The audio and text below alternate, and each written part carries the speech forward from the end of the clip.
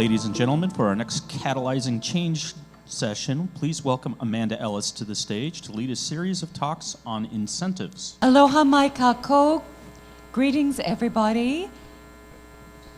This is really, for me, the most critical topic. In the age of the Anthropocene, where we know that human decisions and actions are now the primary driving force for change on planet Earth, incentives have moved to center stage. Our incredible lineup of speakers today will take a hard look at the outcomes from current incentives in our global economic architecture from the perspective of global institutions and at the sectoral level. What can we do differently for different and transformative outcomes? I'm honored to welcome Dan Esty, Yale University Hilthaupt Professor of Environmental Law and Policy, who is currently serving as Special Director and Advisor to the Managing Director. No, I got it wrong. Dan was schooling me on this the other day. For the Director General of the World Trade Organization, Ngozi Okonjo-Iweala, and has some very exciting news to share. Amanda, thank you very much. Thank you all for being here. It's really a pleasure to have a chance to talk about this question of incentives for catalyzing change. And I want to add the word transformative to that. I think what we need is transformative change. And I want to just step back and say we are gathered at a challenging moment, a critical moment. All of you here, I'm sure, know that Johan Rockström's latest piece of work on planetary boundaries has just been published, suggesting we are at risk of breaching 6 of 9 boundaries. And this sets a backdrop that is dramatic and significant and worrisome. It's also the case that across town, where I've spent a good bit of the last few days, the Secretary General has convened a summit meeting on the Sustainable Development Goals. A UN analysis suggests that we are on track to meet those goals in only 15% of the cases. So we're falling very short of sustainable development. And again, I don't have to tell this audience, I'm sure you know, that as the world community prepares to gather at COP28, the climate negotiations in Dubai in December, the big story is, how's the world doing? We're going to have the results of the global stocktake. And it's, I guess, not going to really be a spoiler alert if I tell you all that it's not going to look good. We're going to be falling quite short of the trajectory we need to be on to get to net zero greenhouse gas emissions by 2050. So this is the starting point for what I think requires a push toward thinking about how do we deliver a transformed future. And that's a question, as this panel's charge suggests, of incentives. We've got to shift fundamental behavior in significant ways and in significant places. So I ask you all, and this is the question of the day in my mind, what's your theory of change? Who needs to change, and how are you going to get them to do it? And I want to quickly say that I don't see that many potential levers to deliver change at the speed and scale required. I was a climate change negotiator at the time of the 1992 Framework Convention on Climate Change. I was a young official at the US Environmental Protection Agency, and I thought for sure we had the right theory of change, which was a government set target and the world would follow. I now call that the lawyer's mistake. Only lawyers believe if you set out a rule or agree to a treaty or write a law that the world moves. Business people would never have made that mistake. I've learned. They would say, well, thank you for the mission statement. Now, what's your strategic plan? What's your implementation agenda? How do you make the vision real? And I have spent a lot of time now suffering for my mistake as part of a large number of people who in 1992 thought they had it right. I, in fact, left the government, went to Yale. I thought I'd done the job, climate change solved, and I've ended up spending the next 30 years teaching about what I got wrong. So here's the question, what are we going to do differently and right? And I don't have that many theories. So the top-down, government leads the way theory, I'm not very confident about. So what else do we have? I think Greta Thunberg's given us another agenda, which is motivate the youth, drive politics to a different place, and expect over time, as these young people that are motivated by this issue take over, we'll have a different picture. Problem with that?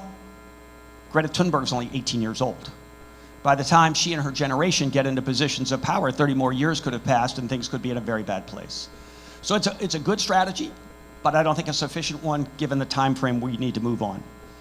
So a third theory that I actually spent a lot of time on is corporate sustainability. I do think we are seeing real shifts in how business understands its role in society. I'm going to come back to that. I think as well, the investor world, and we're going to hear more about this in a few minutes, the investor world is a potential point of real leverage. It doesn't take every investor to transform how business responds to pressures in those capital markets. And there are now enough mainstream investors telling their money managers that they want alignment between their values and their portfolios. And I think that's starting to have some bite. But the underattended point of leverage that I want to put in front of you today is the international trading system, centered on the World Trade Organization, the WTO, but including UNCTAD, the UN Conference on Trade and Development, and the ITC, the International Trade Center. These three pieces help to structure the international rules of global commerce. And I think re-gearing those rules to drive toward a sustainable future represents perhaps the most significant opportunity for transformative change, and from my perspective, the least well attended to of all the ones I've just laid out. I have spent, as you just heard, the last 15 months at the WTO at the invitation of Director General Ngozi, who asked me to come and help her and her team think about what a sustainable trading system would look like. And for those who are interested, we have just produced an analysis of that, which we're calling, based on where we just introduced it, the Vilar Framework for a Sustainable Global Trade System. Vilar is a mountain town in Switzerland where we this past weekend put this agenda out for, in effect, policy peer review. 110 thought leaders from across the world of sustainability, trade, some in business, some in think tanks, a large number of people from international organizations, some from national governments, 30 WTO ambassadors, a number of academics and others, to push and pull on this agenda. By the way, on the back table by the door are some number of policymaker summaries. The 7-page version of this 160-page report. It has the QR code in the upper corner if you want to look at that bigger, broader document. Particularly good if any of you have long flights home and need a little help getting to sleep. But the 7-page version will give you a lot of the substance. And I want to run through that quickly, as this is our team, this Remaking Global Trade for a Sustainable Future team's theory of change. So the starting point is to say that business in the 21st century is not where we were in the 20th century. The old idea that business should maximize profits up to the point of outright illegality, sometimes called the theory of shareholder primacy. Your duty as a business person was to maximize returns to owners, has no traction in the 21st century. We're in a new world. That so-called Friedman doctrine has given way to a theory of stakeholder responsibility. And businesses all recognize now they have a duty of care, not only to shareholders, although it remains to shareholders, but to customers, suppliers, employees, the communities they operate in, and ultimately society as a whole. So I think the starting point for rethinking this structure of incentives that the WTO might provide as a basis for global commerce, traded goods, is the idea that there should be no competitive advantage in the global marketplace for any business model that entails spillovers of harm. Whether that's pollution out into the river, out of an effluent pipe, a smokestack putting local pollution into the atmosphere, or greenhouse gases going all the way up into the deep atmosphere. All of that should be considered unacceptable, and we might even define a broader set of negative externalities that are no basis for business success in the 21st century. So my view is, if national governments were all successful at controlling this, we wouldn't need a global system to do it, but they're not. There's a lot of pressures on national governments, and you need a multi-tiered structure of governance, and you need the global system to back up the potential for failures at the national or the local level. So that's what we're laying out here in our strategy that is behind this Vilar framework. And I want to give you just one more minute of kind of trade history. The trade system grew out of the current one we have, the moment just after or actually beginning at the end of the Second World War, the so-called Bretton Woods moment. 3 institutions are set up to manage international economic interdependence: the World Bank, the International Monetary Fund, and what became the Global Agreement on Tariffs and Trade, in the absence of an institution that could get endorsed by the US Senate and come into being. So there was a proposed trade system structure, didn't survive, but the GATT, the Global Agreement on Tariffs and Trade, did. That structure finally became solidified in an international institution in 1994 with the creation of the World Trade Organization. Now, it's very interesting is to look at what was different between the 1947 version of the GATT and the 1995 version of the WTO. And the difference is the opening paragraph of the 1994 treaty that it was implemented in 95 says that all of the trade systems should pursue some small number of goals, one of which is sustainable development. So my theory is we've gone 30 years now not implementing that, and it's the time to implement it. And here's what we think that means. We really need a new vision for the trade system, and this is what Dr. Ngozi goes around the world saying: we need a people-centered trade system. The trade world after the Second World War actually did a good job. Did a good job in 2 fundamental ways: taking down tariffs and fundamentally knitting the world together so that people would work together, have a sense of common economic destiny, potential shared prosperity, and in doing so, the incentive, again, the critical issue here of the day, was to not have a war. And it didn't work perfectly, but it did work pretty well. Now, Vladimir Putin has further dented the idea that countries that are working together economically won't go to war, but overall, the theory's not bad, and we should remember it. And frankly, all of us in this room have been, I believe, somewhat negligent in failing to remind the broader public of this theory that economic integration can create political stability and national security. It's an important reason why trade is a value. By the way, trade is also not new. It's not just that it started after the Second World War. We've been trading for not just hundreds, but thousands of years. And it is an enormously important force to support human flourishing. It has actually uplifted us in enormous and significant ways and continues to do so. But it does need to be reframed, and that's what we're after with this VLAR framework.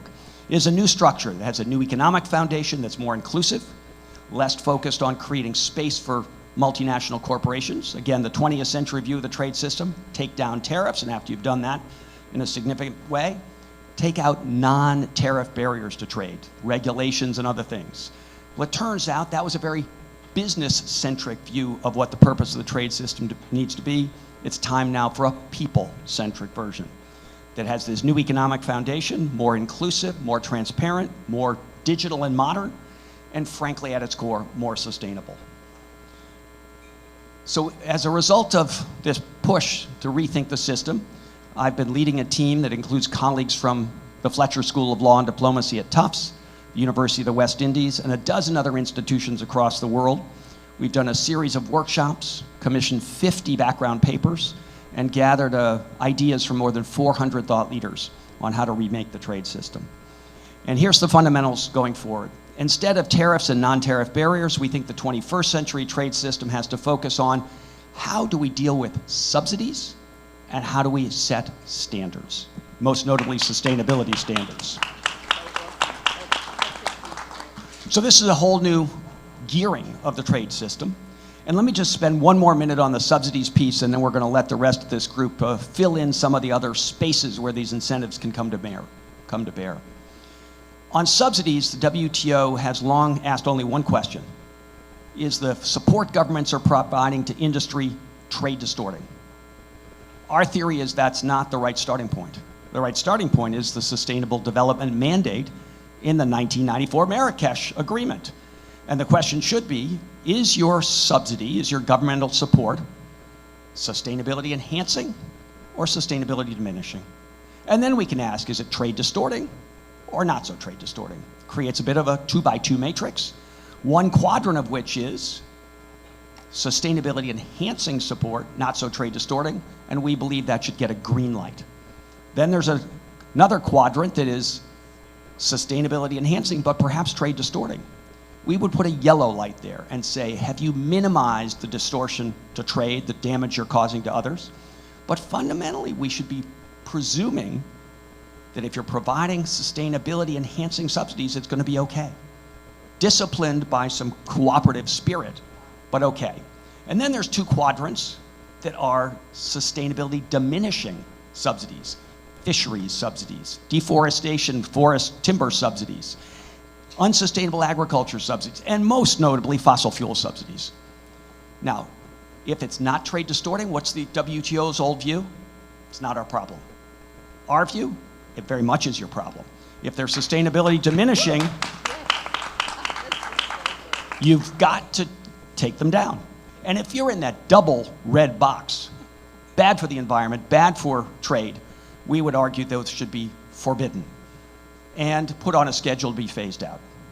So this is a fundamental shift of the structure of subsidies, basically saying if you're doing things that promote global public goods, support a sustainable future, presumptively a green light, subject to some constraints. If you're doing things that are dangerous, damaging to the environment, presumptively unacceptable, and if they're bad both from an environment and a trade point of view, deep pressure to get out from under it. So that would be a new strategy for why we get rid of unsustainable agriculture subsidies, harmful fish subsidies, fossil fuel subsidies. Now, I'm just going to say that the trade system also needs a new structure for setting sustainability standards. I believe the big gathering of WTO, which goes on not an annual basis the way climate negotiations do, but every couple of years. So there's a ministerial conference next February, ironically in Abu Dhabi, across the Emirates from Dubai in December. I think that gathering of WTO members should commit to a net zero emissions trade system by 2050, in alignment with the Glasgow Climate Pact that all 164 WTO members have already signed on to. So in some regards, this is not a big deal, but I think it's a big deal in the trade context to say, we're going to figure out what that means going forward. So there's a lot more to say and a lot more to do, but I'm going to leave it to the questions and say, just to close, please do take a look at this Remaking Global Trade for a Sustainable Future document, this framework. We need to drive a conversation around it, and it represents, in my mind, the biggest potential signal, the biggest potential incentive for moving the global economy onto a sustainable future basis. Thank you very much. Brilliant. Brilliant, Dan, thank you. Now, for an economist who used to oversee the ambassador to the WTO from New Zealand, I can't tell you what a massive shift this will be. For those of you who have heard the talk about the paper that came out last week from the IMF, and the IMF saying subsidy reform is going to be the most important contribution to saving the planet. Dan is the man at the helm of saving the planet. This is really groundbreaking and so exciting to see a people-centered approach. Love this idea of net zero, and the fact that we are going to factor in negative externalities instead of a regime where we have private profit and public cost is also super exciting. I know you're sick of me quoting subsidies data, but $13 million a minute is just crazy. And when you think of the fact that that 7% of global GDP represents almost twice what we spend on education, and if we were to remove the subsidies according to IMF modeling, and Dan tells me there's an even better World Bank paper, which we will get a note to all of you out about, we could have a drop in emissions on 2019 levels by 2030 of 34%. Which is 3/4 of the way we need to be. So in fact, this is actually, the climate crisis is all about us. This is the age of the Anthropocene, and we're subsidizing ourselves into extinction, which is really a very stupid thing to be doing. So Dan, we're glad that somebody as sensible as you is advising Ngozi, and it sounds as though you had a very successful weekend. The first thing I said to Dan was, okay, this is a great academic framework, but what are you going to do when you start talking to your members? And he said, oh, already thought about that, Amanda. We just had a weekend with a number of ambassadors, and that's really going to be where the rubber hits the road. Because, of course, with consensus in our big global institutions, we have a major problem. And that's one of the points that Maya Groff and Augusto have been pointing out too. We need to move beyond this ridiculous lowest common denominator of consensus. I had better be a more disciplined moderator. And I'm delighted to introduce our next speaker, Nicole Rycroft, who is the founder and executive director of Canopy and the recipient of numerous awards, including the Canadian Environmental Gold Medal and the Global Australian of the Year. I love that double up. I thought that was really exciting. And I met Nicole at TED Global this year. I loved her TED talk also. Why are we making pizza boxes out of endangered trees? Why are we making pizza boxes out of endangered trees? So Nicole, please tell us how you're helping to make ecologically viable alternatives. Thank you, Amanda. And I couldn't agree more.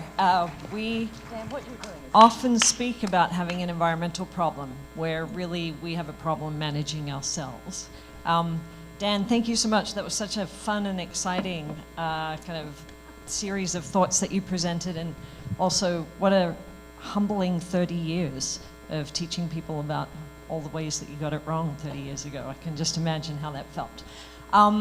So I have a little bit of eye candy just to kind of give a more interesting backdrop to my comments. A quick introduction to Canopy. We're a solutions-driven NGO, and we work to protect the world's forest, species, and climate. I'm going to be speaking about the incentives that can come from the marketplace. So over the past 25 years, we've developed a strategy of market incentives that start at one end of the value chain with large corporate consumers and leverage their purchasing muscle into supply chain transition and ultimately policy shifts. Now, our focus is on forest-based supply chains, and supply chains don't necessarily sound like the sexiest thing on the planet, but when it comes to our carbon footprint, our biodiversity footprint, supply chains are really the hottest ticket that there is. 80% of a brand, of a company's footprint is wrapped up in the raw materials that they source, be it fossil fuels in origin, be it the world's primary forests, and more than half of our society's footprint is attributable to supply chain. So it's really critical that we get these right. When it comes to forest, packaging, viscose, paper, and pulp, more than 5 billion trees are cut every year. Half of that comes from high carbon, B for billion. More than 5 billion trees are mowed down every year to make cardboard boxes, take-out containers, viscose and rayon that is integrated into our clothing. And so, of course, we're not going to hit planetary targets. 30 to 50% of our world's land and marinescapes being conserved and restored by 2030 if we continue to mow 400-year-old trees and vibrant forest ecosystems down for these daily commodities. And so, of course, we can't expect supply chains and modern society. These are goods that are integral to modern life. We can't expect for there to be a transition if there's not an off-ramp, the alternatives. And so at Canopy, we do a lot of our work on shifting the supply chain and market expectation to have zero tolerance for high carbon, high biodiversity value forests in the supply chain, and to incentivize and really pull through what we call next-gen solutions. Low carbon circular alternatives like using discarded clothing that would otherwise degrade into methane in landfill, industrial food waste, agricultural residues that are burnt around the world. 40% of Delhi's air pollution is attributable to the straw that is burnt every year. It's also ecologically using straw or old clothing to make next season's clothing or cardboard boxes carries significantly less of an ecological footprint. 90% less water, 5 tons less carbon per ton of product, 5 times less impact on biodiversity. Technically, they outperform or are on par to wood as a feedstock, and then of course there are all the social values that come with it as well. So these solutions really are sexy when they're applied, and for most of us, we like to think of ourselves or would like to be sexy, so But clearly, that isn't enough for us to actually be making this transition at scale, which is why for us, we've focused in on market pull-through. So Dan, you started off with the theory of change. Our theory of change is that we live in a supply and demand world, but it doesn't have to be that the market drives a litany of human rights and environmental kind of destruction and degradation. The marketplace can drive socially and environmentally positive values and attributes. And so we work with more than 900 large corporate customers of the forest products industry. They range from Walmart and Amazon to H&M and LVMH and Stella McCartney and many, many others in between. And what we do with them is that we work to leverage market incentives, because for the last number of decades, we've seen a lack of bold leadership by governments. And so recognizing that the marketplace is often more entrepreneurial, more nimble, there's a different value proposition. We've worked to really sort of utilize those levers to drive change. So we have a couple of mechanisms. One, we have brands develop policies that are very clear with the environmental bar that they require and are timelined. We then create a pre-competitive space, because no single company can change an entire supply chain by themselves. But collectively, when they send the message back consistently about what the bar is, what their expectations are, no more high carbon value forest or biodiverse forest in our supply chain. We want a minimum of 30%, 50% next-gen alternatives. Then what it does is it galvanizes the conventional supply chain to change where they're operating, where they're sourcing, and to prioritize R&D of these game-changing, at the time, revolutionary alternatives. And so that's our work, and we've seen it up close in how it's worked within the viscose supply chain, where we have more than 530 brand partners representing just under $1 trillion in annual revenues, all sending that clear signal to their supply chain. As a result of that, more than 95% of viscose production now have similar commitments in place. We've got 53% of this global supply chain now out of sourcing from ancient and endangered forests, and the first 7 of the top 10 viscose producers on market with low carbon next gen alternatives. These are the kinds of, this is a supply chain that's changing in real time, and the kind of pace and scale of change that we should expect at this juncture in time. Systems of change, obviously, doesn't necessarily pertain to just getting your own house in order. So we're working with brands to prime the pump, to set in place de-risking signals to the marketplace, to the investment community, that these new revolutionary technologies, these alternatives, are really of interest. So more than 700,000 tons of letters of intent to purchase these low carbon next gen products are now in place by brands, so that it helps de-risk it for investors. And we also have brands starting to invest vertically.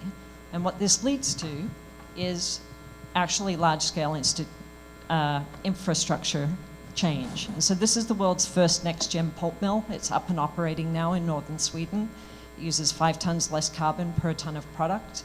It uses hundreds of millions of old jeans and t-shirts rather than huge swaths of forest every year. And we need literally hundreds of these mills over the next decade. $78 billion in investment. And so this is where government incentives and rewiring the subsidy system away from linear extractive make waste production to more circular is really critical. Thank you so much. Thank you so much, Nicole.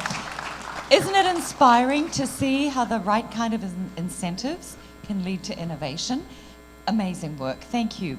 Now I'm delighted to introduce my dear friend Antoinette Vermilye, who is the co-founder of the Gallifrey Foundation, and really at the forefront of both ocean conservation and global gender justice. Antoinette, would you like to stand here? Okay, Thank you.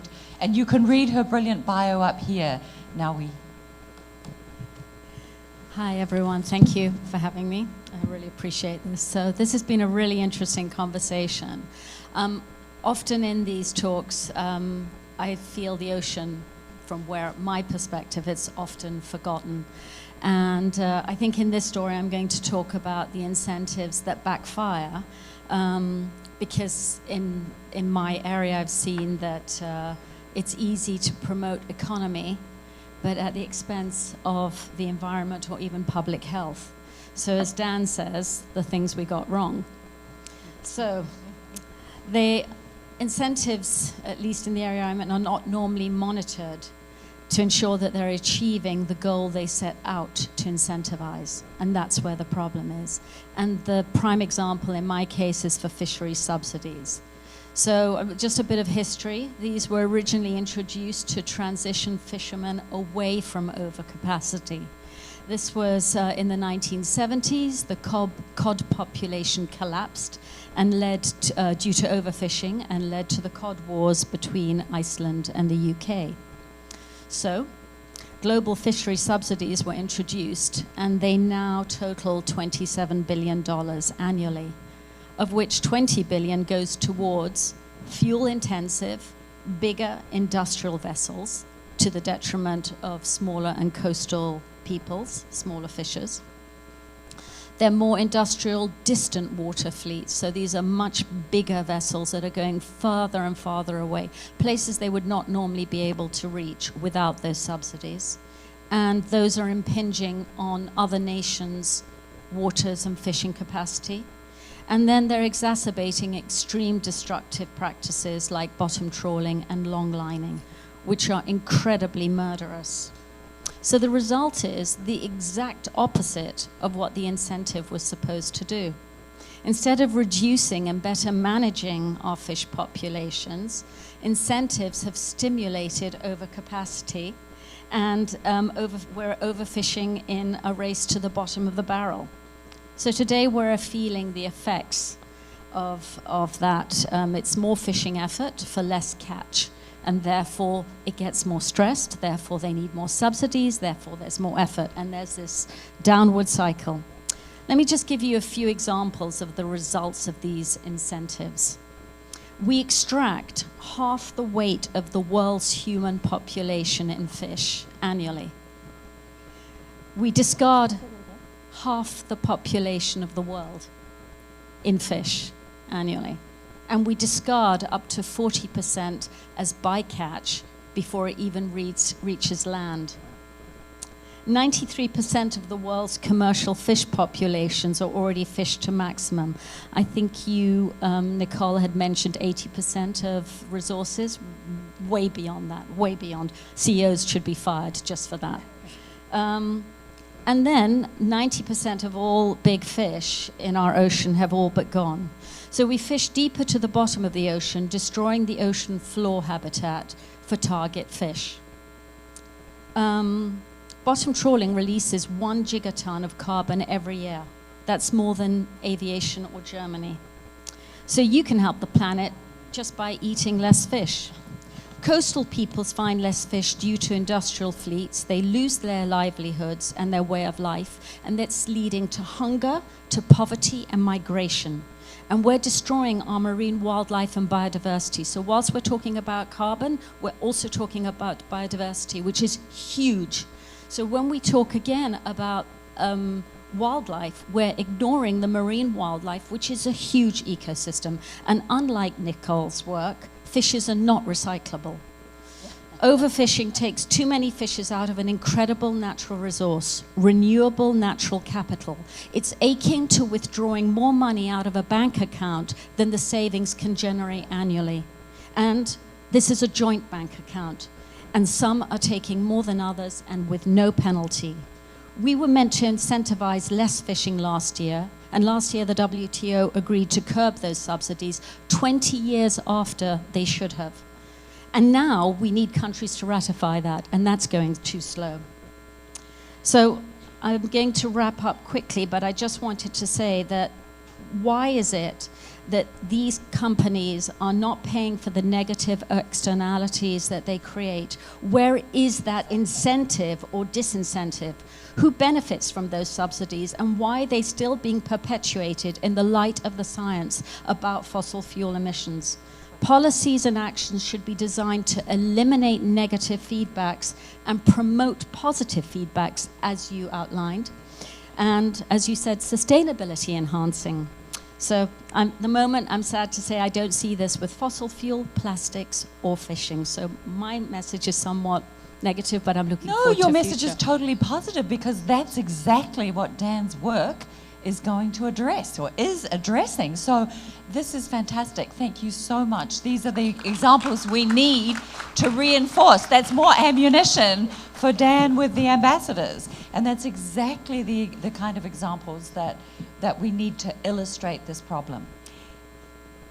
Now I'm delighted to introduce COP27 high-level envoy Mahmoud Mohieldin, who is also the UN Special Envoy on financing the Sustainable Development Agenda, Executive Director of the IMF. Mahmoud, you wear many hats, and our history working together goes right back 20 years when you were Investment Minister for Egypt. And at that time, I was at the World Bank. Financial incentives were front and center of our conversation, particularly relating to women's economic empowerment. And I know that you have recently returned from the Africa Climate Summit, where you were again underscoring the importance of getting the incentives right. And I think I read that only 2% of financing is going to Africa, which is crazy. So, Dr. Mohieldin, you may take the mic and I will bring it to you, or you can come to the podium as you prefer. But yes, please give us your insights. Thank you. For how long do I let you speak? 5 to 6, if that's okay. All right, thank you so much. Thank you so much, Amanda. And it's a great pleasure for me to address you today on climate and development finance. And it's good that you mentioned Africa. So I'll have a quick reference to this, and it's a great opportunity to recognize the work that's being conducted with a different perspective than the usual, and many thanks to your leadership in this. Right, I am here skipping an important session, but this one is not less important, about loss and damage. And this is the discussion that's being taken place after a big decision that took place in COP27 in Sharm el-Sheikh. And just to put matters in context, loss and damage is the third line of defense in our war against climate change. The first line of defense that had been very much failing or compromised is mitigation, the kind of investment that we need to put in renewables, efforts towards decarbonization, especially hard to abate sectors like cement, fertilizers, steel, aluminum. And we failed in doing that. And the recent reports, including the global stocktake drafts and the IPCC reports, have been really telling us that we are very much off track. And instead of reducing emissions, we are increasing them. So we're not really on track on that. So what is the second line of defense is adaptation, investments in agriculture, food system, water, dealing with the challenges in coastal areas and oceans, fights against deforestation and desertification. And we're not doing well in that as well. Not adequate investments. It has been taken for granted that we're going to be doing good in mitigation. So adaptation and resilience have been ignored. There is no finance, no technology, especially to the global south. And that's why we're talking about the loss and damage. The fund is being created. Funding is a question mark, but there is a fund. So it's all about how to govern the institution that's being created and how to make sure that there is going to be adequate funding. Climate finance is development finance. This is simply being said today, especially for those of you who attended Paris, but that was an uphill struggle. Climate camp was against this. Development finance camp, you say, well, it's not our business. But common sense that prevailed at the end is telling us that you cannot really do climate without really paying attention to development. And the heads of state convening themselves in Paris, they said, we cannot fix climate at the expense of the people or poverty or causing more problems. Types of finance had to be pushed in the right direction because so far are very much dependent on debt instruments where there is no equity participation, and that's why, and we have been warned against that by a recent piece by Professor Kerrogov, that you cannot fix climate crisis by creating debt crisis. And we're in the middle of a debt crisis that advanced economies not necessarily paying attention to because it's not going to be affecting them as bad as it happened back in the 1980s, 90s, or of course in 2008. So this is another area of concern, and how we are going to be financing climate and development priorities and SDGs, which are themselves off track. We are only on track on 12% of the SDGs based on what we can measure, 140 targets out of 169. So when you are making a reference to Africa, that was very much there in the discussions, and we're very pleased to see some good developments in the following. I can really summarize it in few words. We have seen the bad, the good, and the ugly. Or let me start by the good. The good, bad, and the ugly, borrowing from that old movie, perhaps. The good, that African countries started to get their act together. They have a good convening power. There are some good work in regional cooperation. I wouldn't say integration yet. But trade, investment, sharing knowledge have been very much there.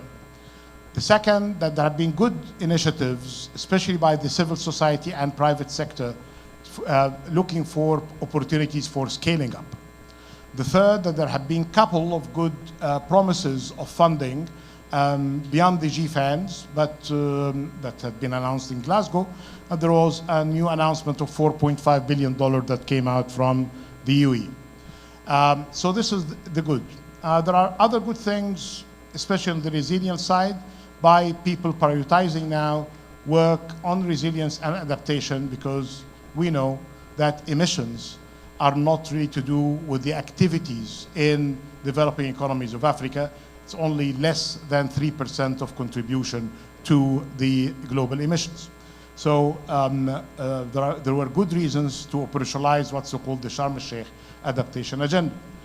The bad, that there is no adequate policy in many countries, there is no genuine articulate approach in many countries to put that into policy priorities and for that to mobilize the funding. The bad, that the institutions in many countries are very much weak, either public or private, let alone the institutions for public-private partnership that require a lot of contractual arrangements and good trust and confidence. So this is bad. The ugly, that there are three things I can put under ugly. First is unhealthy competition over limited resources, especially critical raw material. And we may see a new version of bad exploitation of the resources by the major economic powers that you know, the incumbent and the new.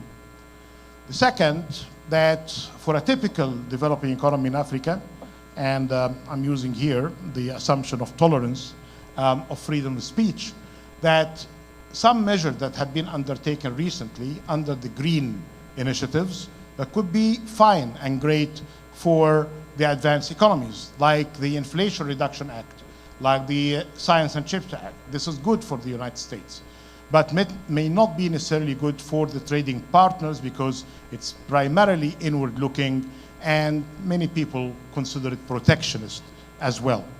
There are concerns as well that the CBAM, which is the cross-border adjustment mechanism of Europe, is going to be putting levy on the transactions when you are exporting to Europe from African countries, especially in the hard-to-abate sectors. So many countries then are being put between a rock and hard place. So I'm wrapping up, 40 seconds. So what are the solutions? Basically, one is related to more regional cooperation. If you are asking about the best integrated region in the world, it's the US. After that is Europe. Third is ASEAN. So Africa is trying to do better in this front. Second is basic, as we heard, there could be some localized solutions benefiting from global experience and investments and technology.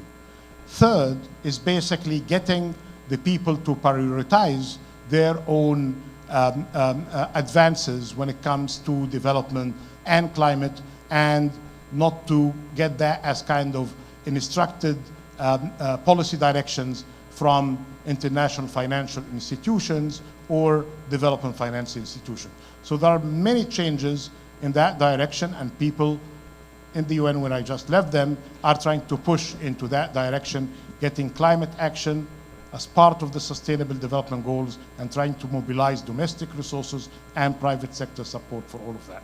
Thank you so much. Terrific, thank you. What a wonderful array of speakers.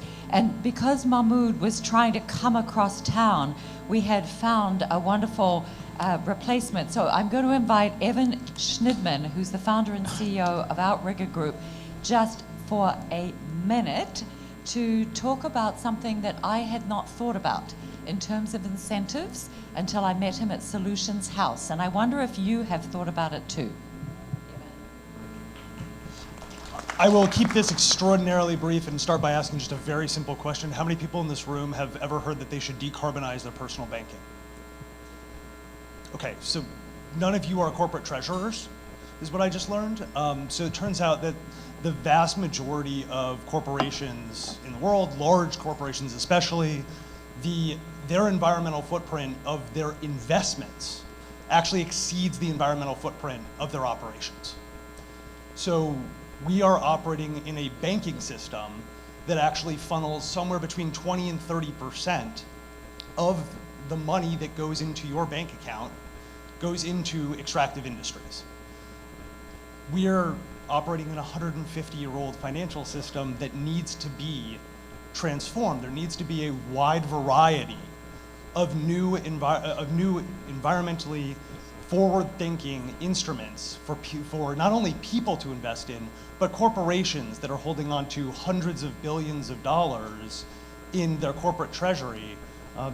If you're allocating any of that money to a new oil drilling facility, it doesn't matter how many solar panels you put on the roof of your data warehouse. So what can we do about it? You can push every corporation that you work with, whether that is the Apple computer that you're typing on right now, or the Google data center, or the Amazon warehouse.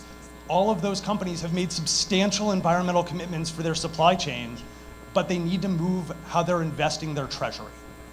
So take a look at the work that my colleagues at the Outdoor Policy Institute, or sorry, Outdoor Policy Outfit do today. Topo does great work on this and has published a number of reports in that regard. Thank you very Dan will much. be up the back to talk to people. Thank you all for a brilliant panel, and thank you for that wonderful idea. New thinking, incentives drive everything we do. So congratulations, Dan, on the amazing work you're doing, and Mahmoud, and thank you, Antoinette and Nicole. Fantastic, fantastic work.